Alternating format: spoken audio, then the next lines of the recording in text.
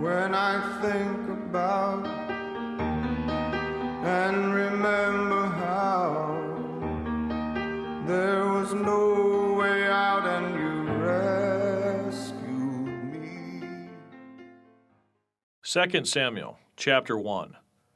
Now it came to pass after the death of Saul, when David had returned from the slaughter of the Amalekites, and David had stayed 2 days in Ziklag.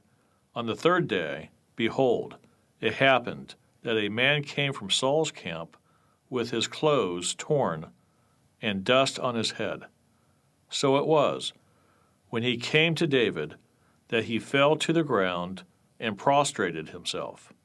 And David said to him, Where have you come from? So he said to him, I have escaped from the camp of Israel.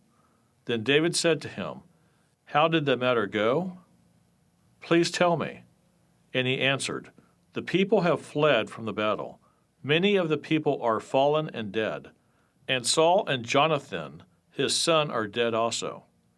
So David said to the young man who told him, How do you know that Saul and Jonathan, his son, are dead? Then the young man who told him said, As I happened by chance to be on Mount Gilboa, there was Saul, leaning on his spear, and indeed the chariots and horsemen followed hard after him. Now when he looked behind him, he saw me and called to me, and I answered, Here I am. And he said to me, Who are you? So I answered him, I am an Amalekite. He said to me again, Please stand over me and kill me, for anguish has come upon me, but my life still remains in me. So I stood over him and killed him, because I was sure that he could not live after he had fallen. And I took the crown that was on his head and the bracelet that was on his arm, and have brought them here to my Lord. Therefore David took hold of his own clothes and tore them, and so did all the men who were with him. And they mourned and wept and fasted until evening, for Saul and for Jonathan, his son, for the people of the Lord, and for the house of Israel, because they had fallen by the sword. Then David said to the young man who told him, Where are you from? And he answered, I am the son of an alien, an Amalekite. So David said to him, How was it you were not afraid to put forth your hand, the Lord's anointed? Then David called one of the young men and said, Go near and execute him. And he struck him so that he died. So David said to him, Your blood is on your own head, for your own mouth has testified against you, saying, I have killed the Lord's anointed. Then David lamented with this lamentation over Saul and over Jonathan his son. And he told them to teach the children of Judah the song of the bow. Indeed, it is written in the book of Jasher. The beauty of Israel is slain on your high places. How the mighty have fallen. Tell it not in Gath. Proclaim it not in the streets of Ashkelon. Lest the daughters of the Philistines rejoice, lest the daughters of the uncircumcised triumph. O mountains of Gilboa, let there be no dew nor rain upon you, nor fields of offerings, for the shield of the mighty is cast away there, the shield of Saul not anointed with oil. From the blood of the slain, from the fat of the mighty, the bow of Jonathan did not turn back, and the sword of Saul did not return empty. Saul and Jonathan were beloved and pleasant in their lives, and in their death they were not divided. They were swifter than eagles, they were stronger than lions. O daughters of Israel, weep over Saul. Who clothe you in scarlet with luxury? Who put ornaments of gold on your apparel? How the mighty have fallen in the midst of the battle. Jonathan was slain in your high places. I am distressed for you, my brother Jonathan. You have been very pleasant to me. Your love to me was wonderful, surpassing the love of women. How the mighty have fallen, and the weapons of war perished. Vague, but from my heart, I'd like to say that I thank you.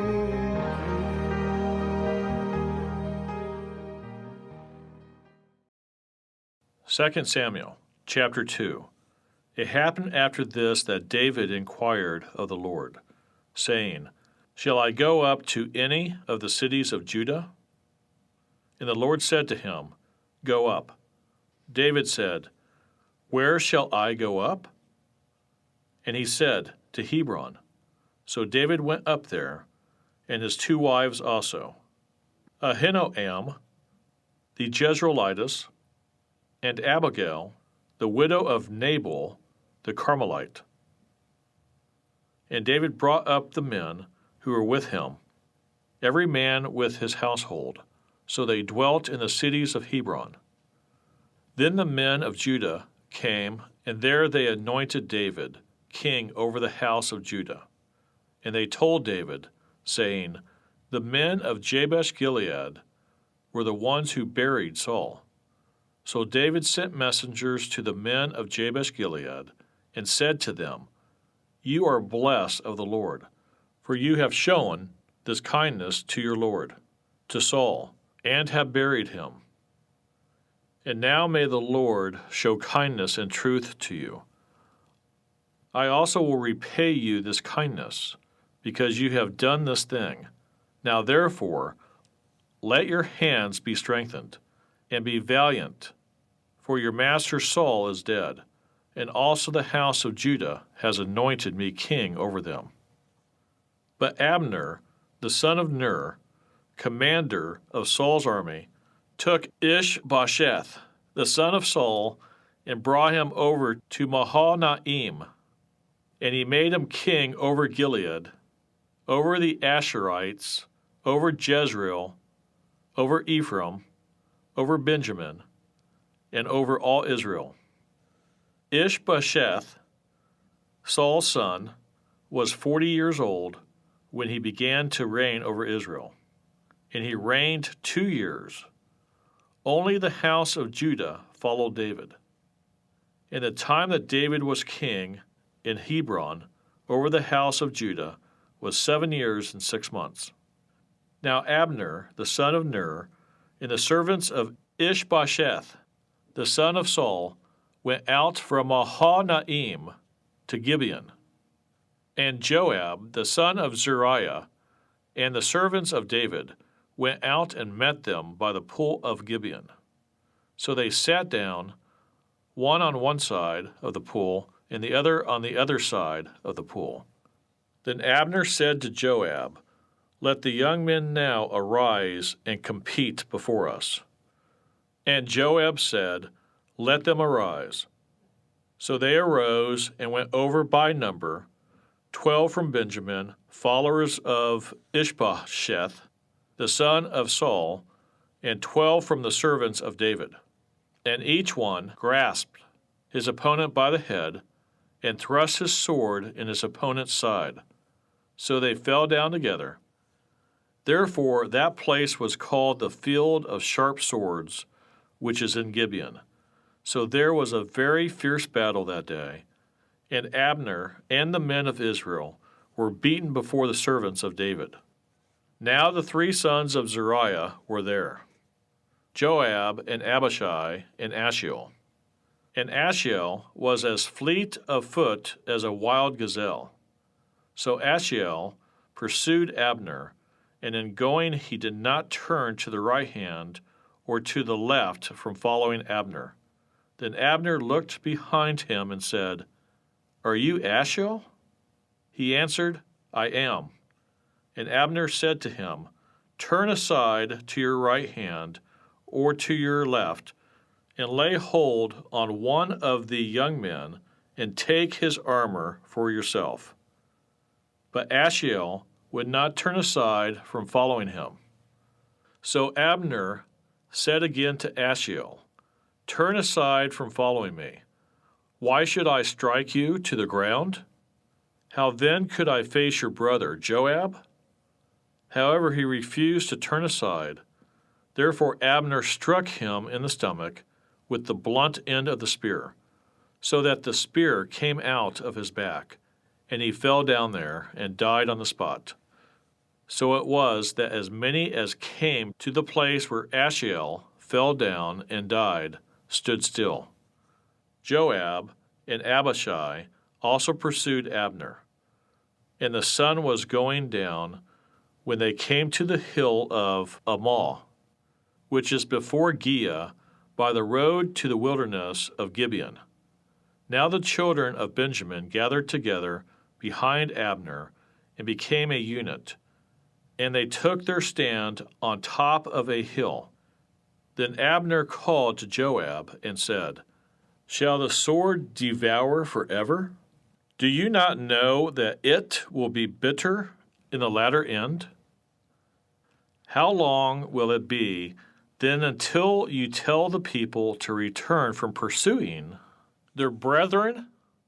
And Joab said, "As God lives, unless you had spoken, surely then by morning all the people would have given up pursuing their brethren."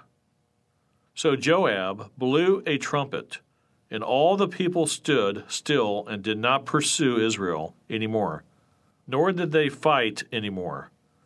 Then Abner and his men went on all that night through the plain, crossed over the Jordan, and went through all Bithron, and they came to Mahal-Naim. So Joab returned from pursuing Abner. And when he had gathered all the people together, there were missing of David's servants 19 men and Ashiel. But the servants of David had struck down of Benjamin and Abner's men 360 men who died. Then they took up Ashiel and buried him in his father's tomb, which was in Bethlehem. And Joab and his men went all night, and they came to Hebron at daybreak. Into a living fountain flowing deep and flowing. 2 Samuel chapter 3. Now there was a long war between the house of Saul and the house of David. But David grew stronger and stronger, and the house of Saul grew weaker and weaker. Sons were born to David in Hebron. His firstborn was Ammon by Ahinoam, the Jezreelitess. His second, Chileab, by Abigail, the widow of Nabal, the Carmelite. The third, Absalom, the son of Maachah, the daughter of Talmai, king of Geshur. The fourth, Adonijah, the son of Haggith. The fifth, Shephatiah, the son of Abital. And the sixth, Ithream, by David's wife Eglah. These were born to David in Hebron. Now it was so, while there was war between the house of Saul and the house of David, that Abner was strengthening his hold on the house of Saul.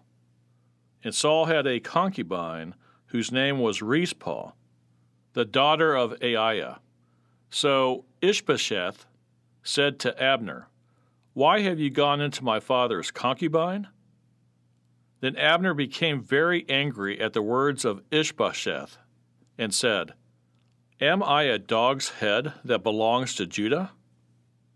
Today I show loyalty to the house of Saul, your father, to his brothers, and to his friends, and have not delivered you into the hand of David. And you charge me today with a fault concerning this woman? May God do so to Abner, and more also, if I do not do for David as the Lord has sworn to him, to transfer the kingdom from the house of Saul, and set up the throne of David over Israel and over Judah, from Dan to Beersheba." And he could not answer Abner another word, because he feared him. Then Abner sent messengers on his behalf to David, saying, Whose is the land? Saying also, Make your covenant with me, and indeed my hand shall be with you to bring all Israel to you. And David said, Good, I will make a covenant with you, but one thing I require of you, you shall not see my face unless you first bring Michal, Saul's daughter, when you come to see my face. So David sent messengers to Ishbosheth, Saul's son, saying, Give me my wife Michal, whom I betrothed to myself for 100 foreskins of the Philistines. And Ishbosheth sent and took her from her husband, from Paltiel, the son of Laish. Then her husband went along with her to Bahurim, weeping behind her. So Abner said to him, Go, return. And he returned. Now Abner had communicated with the elders of Israel, saying, In time past you were seeking for David to be king over you. Now then, do it, for the Lord has spoken of David, saying, By the hand of my servant David, I will save my people Israel from the hand of the Philistines and the hand of all their enemies. And Abner also spoke in the hearing of Benjamin. Then Abner also went to speak in the hearing of David in Hebron all that seemed good to Israel and the whole house of Benjamin. So Abner and 20 men with him came to David at Hebron. And David made a feast for Abner and the men who were with him. Then Abner said to David, I will arise and go and gather all Israel to my lord the king, that they may make a covenant with you, and that you may reign over all that your heart desires. So David sent Abner away, and he went in peace.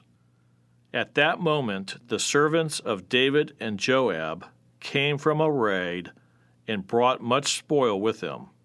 But Abner was not with David in Hebron, for he had sent him away, and he had gone in peace. When Joab and all the troops that were with him had come, they told Joab, saying, Abner the son of Ner came to the king, and he sent him away, and he has gone in peace. Then Joab came to the king and said, What have you done? Look, Abner came to you. Why is it that you sent him away, and he has already gone? Surely you realize that Abner the son of Ner came to deceive you, to know your going out and your coming in, and to know all that you are doing. And when Joab had gone from David's presence, he sent messengers after Abner, who brought him back from the well of Sirah. But David did not know it. Now when Abner had returned to Hebron, Joab took him aside in the gate to speak with him privately, and there stabbed him in the stomach, so that he died for the blood of Ashiel, his brother. Afterward, when David heard it, he said, My kingdom and I are guiltless before the Lord forever of the blood of Abner, the son of Ner. Let it rest on the head of Joab and on all his father's house, and let there never fail to be in the house of Joab one who has a discharge or is a leper, who leans on a staff or falls by the sword, or who lacks bread. So Joab and Abishai his brother killed Abner, because he had killed their brother Ashiel at Gibeon in the battle. Then David said to Joab and to all the people who were with him, Tear your clothes, gird yourselves with sackcloth, and mourn for Abner. And King David followed the coffin, so they buried Abner in Hebron. And the king sang a lament over Abner and said, Should Abner die as a fool dies? Your hands were not bound, nor your feet put into fetters. As a man falls before wicked men, so you fell. Then all the people wept over him again. And when all the people came to persuade David to eat food, while it was still day, David took an oath, saying, God, do so to me, and more also, if I taste bread or anything else till the sun goes down. Now all the people took note of it, and it pleased them, since whatever the king did pleased all the people. For all the people and all Israel understood that day that it had not been the king's intent to kill Abner, the son of Ner. Then the king said to his servants, Do you not know that a prince and a great man has fallen this day in Israel? And I am weak today, though anointed king, and these men, the sons of Zeruiah, are too harsh for me. The Lord shall repay the evildoer according to his wickedness. But I